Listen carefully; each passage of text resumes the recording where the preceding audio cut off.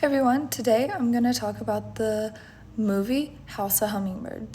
This was a film created by Bora Kim, who was a Korean filmmaker and also born in 1981. After studying South Korea, she went to Columbia University in New York. The movie House of Hummingbirds was released in 2018 and has won international awards since then. This film is set in 1994 Seoul and follows a young 14-year-old girl named Yoon-hee. On the outside, she seems like an ordinary middle school girl, but inside she is dealing with very big questions about growing up and who she is and identity. As we follow her through this film, she experiences first love, heartbreak, friendship, and confusion about her place in the world.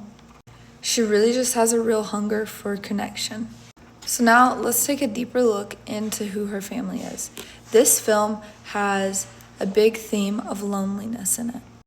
Not just loneliness where you are isolated, but the kind of loneliness where you're in a room full of people and still feel alone, just wanting to be seen. You can even see it in Yoon-hee's parents, where they don't know where they truly belong. One example of this is that her parents are always on opposite sides. Her parents seem extremely separate even when they are physically together. One example of this is at Yoon-hee's birthday. Her dad goes around scolding the kids and acting like everything's fine, although her mom stays quiet and looks tired and disconnected. Yes, they are physically together, but you can see how drastically their feelings differ. Another example of this is when their son gets into trouble. The dad basically defends him and does nothing about it and acts like he's in the right, whereas the mom just stays quiet and doesn't want to disagree, but you can tell both of them disagree on the way each of them are feeling. I think the silence that the mom holds says a lot.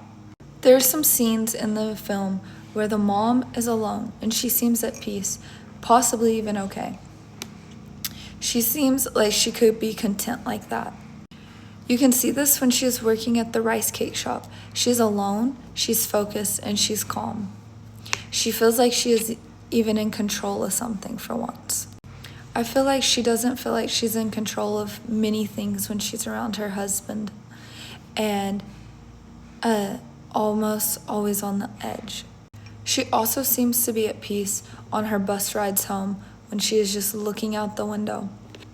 She's just being. There's no need to think about anything or talk. She can just be there and be herself. These moments show that she's not always lonely. When she is away from the chaos of home and doing something purposeful. I feel like a lot of times it can be easy to feel lonely when you don't feel like you're being seen. As for her husband's escape from being lonely, he seems to enjoy watching TV and drinking alone. He seems relaxed doing this, almost even too relaxed at times.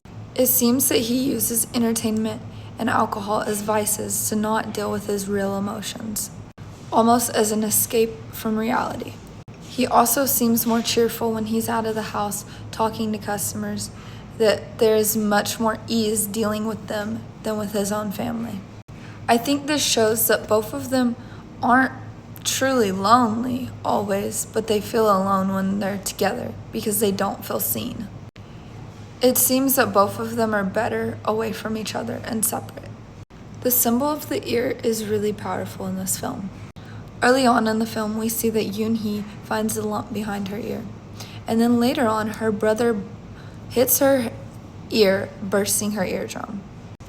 I feel like this is a symbol of what she is really going through. She's going through so much emotional noise and pressure, but it doesn't feel like anyone's really listening to her.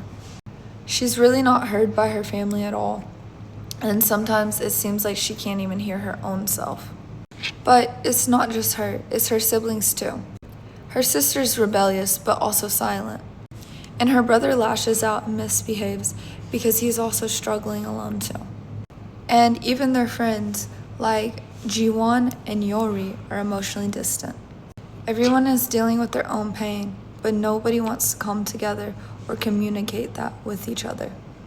I feel that the ear becomes more of a metaphor than anything. It shows all the miscommunication and emotional distress going on in their lives. How everything really can't be heard and is being mixed up.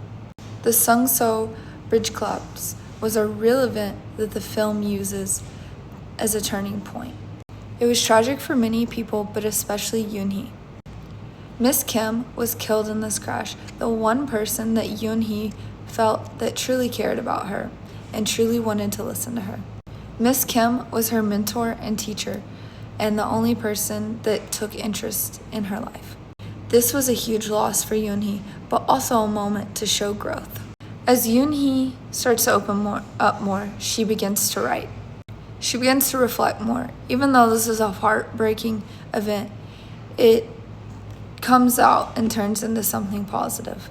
She begins to understand herself more and move forward. This shows how tragedy can oftentimes be a wake-up call for many people, even Yoon-hee. For me, in this film, the most powerful relationship was between Yoon-hee and Miss Kim. She was the first person that actually encouraged Yoon-hee to be herself.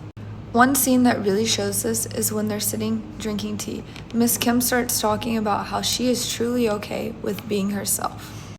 Another moment of this is in calligraphy class. Miss Kim praises her work and encourages her. This gives Yoon-hee a real sense of pride in her work. It wasn't just about her doing a good job at writing and being the best.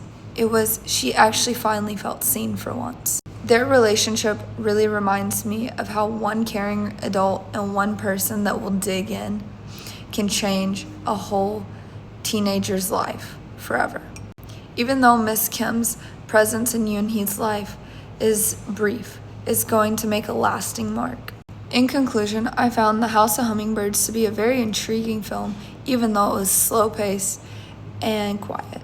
This was a very emotionally rich film and made me feel many things. It shows us how loneliness isn't always going to be some big dramatic display of it, or you're not going to be isolated. Sometimes it's just being quiet at the dinner table, or a hurt left unspoken and unresolved. This film does a great job of showing how just one small act of kindness can change somebody's life. Thanks for watching.